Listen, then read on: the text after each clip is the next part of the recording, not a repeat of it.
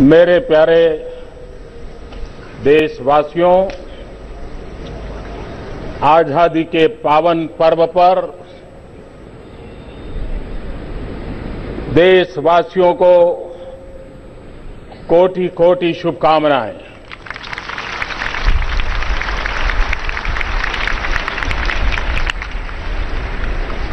आज पूरा देश स्वातंत्र्य पर्व के साथ साथ जन्माष्टमी का पर्व भी मना रहा है। मैं मेरे सामने देख रहा हूं, बहुत बड़ी मात्रा में बाल कन्हैया भी यहां उपस्थित है।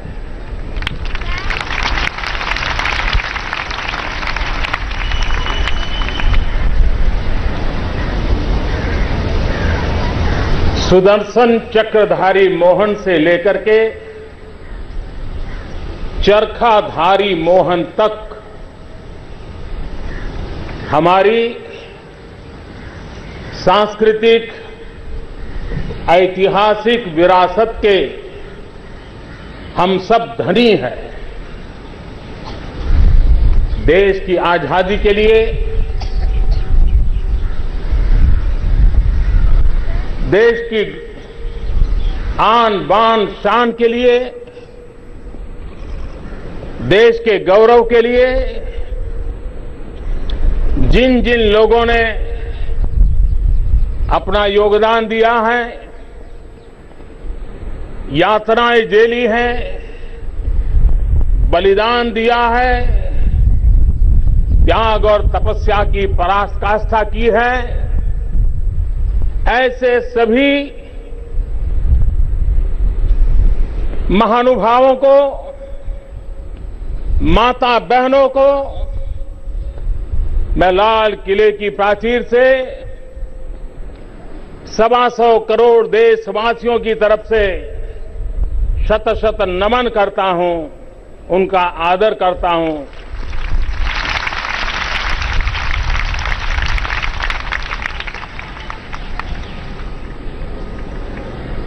कभी कभार प्राकृतिक आपदाएं हम लोगों के बहुत बड़ी चुनौती बन जाती है। अच्छी वर्षा देश को फलने फूलने में बहुत ही योगदान देती है, लेकिन जलवायु परिवर्तन का नतीजा है कि कभी कभी ये प्राकृतिक आपदा संकट भी मोल लेते हैं।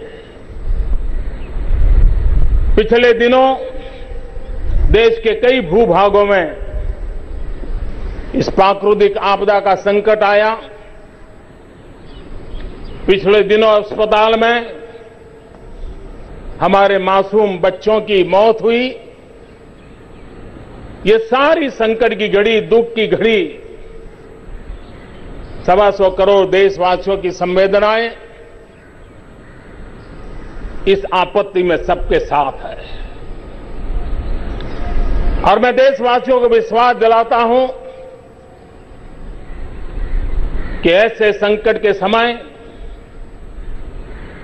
पूर्ण संवेदनशीलता के साथ जन सामान्य की सुखाकारी के लिए, सुरक्षा के लिए कुछ भी करने में हम कमी नहीं रहने देंगे। मेरे प्यारे देशवासियों, ये वर्ष आजाद भारत के लिए एक विशेष वर्ष है। अभी पिछले सप्ताह ही क्विट इंडिया मूवमेंट के 75 साल हमने स्मरण किया। ये वर्ष है जब चंपारण सत्याग्रह की शताब्दी मना रहे हैं।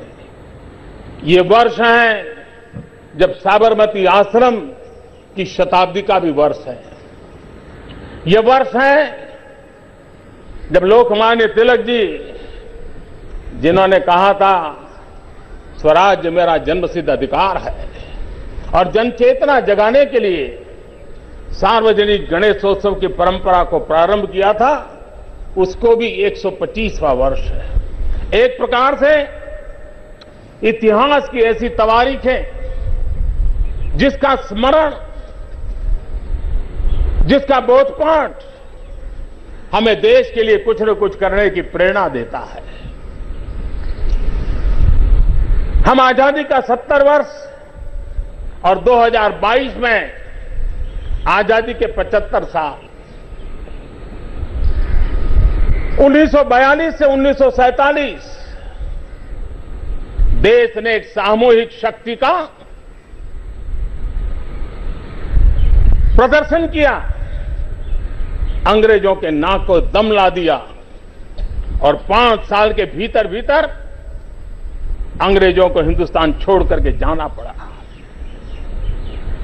हमें आजादी के 75 साल के 5 साल अभी हमारे पास है। हमारी सामूहिक संकल्प शक्ति, हमारा सामूहिक पुरुषार्थ, हमारी सामूहिक प्रतिबद्धता उन महान देशभक्तों को याद करते हुए परिश्रम की पराकाष्ठा 2022 में आजादी के दीवानों के सपनों के अनुरूप भारत बनाने के लिए काम आ सकती है। और इसलिए न्यू इंडिया का एक संकल्प लेकर के हमें देश को आगे बढ़ाना है। 125 करोड़ देशवासियों के संकल्प से, 125 करोड़ देशवासियों के पुरुषार्थ से, 125 करोड़ देशवासियों के त्याग और तपस्या से। और हम जानते हैं सामूहिकता की शक्ति क्या होती है। भगवान कृष्ण कितने ही सामर्थ्यवान थे, लेकिन जब ग्वाले अपनी लकड़ी लेकर के खड़े हो गए, एक सामूहिक शक्ति थी, गोवर्धन पर्वत उठा लिया। प्रभु रामचंद्र जी को लंका जाना था, वानर सेना के छोटे छोटे लोग लग गए, राम सेतु बन गया, राम जी लंका पहुंच गए। एक मोहनदास करमचंद गांधी थे, देश के कोटि कोटि लोग हाथ में तकली लेकर के, रुई लेकर के आजादी के ताने बाने बुनते थे। एक सामूहिक शक्ति की ताकत थी कि देश आजाद हो गया।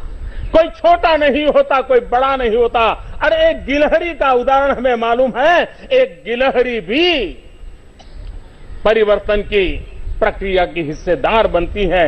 वो कथा हम सब जानते हैं।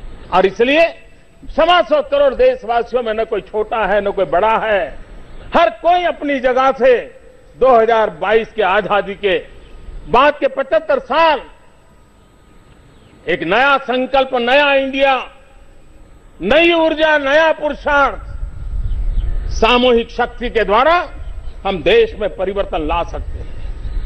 न्यू इंडिया जो सुरक्षित हो, समृद्ध हो, शक्तिशाली हो।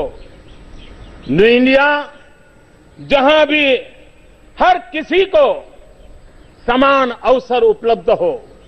न्यू इंडिया जहां आधुनिक विज्ञान और तकनीकी क्षेत्र में भारत का विश्व में दबदबा हो।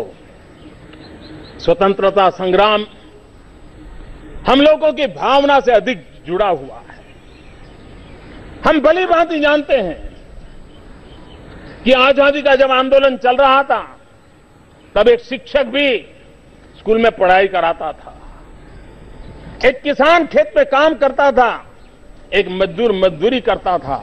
लेकिन जो करता था, उसके हृदय के, उसके मन मंदिर में, उसके भाव जगत में यह भाव था कि मैं जो भी काम कर रहा हूं, देश की आजादी के लिए कर रहा हूं। यह भाव एक बहुत बड़ी महत्वपूर्ण ताकत होता है। परिवार में भी खाना रोज पकता है, व्यंजन सब प्रकार के बनते हैं, लेकिन जब वो व्यंजन भगवान के सामने भोग के रूप में चढ़ा दिए जाते हैं, तो व्यंजन प्रसाद बन जाते हैं। हम परिश्रम करते हैं, लेकिन मां भारती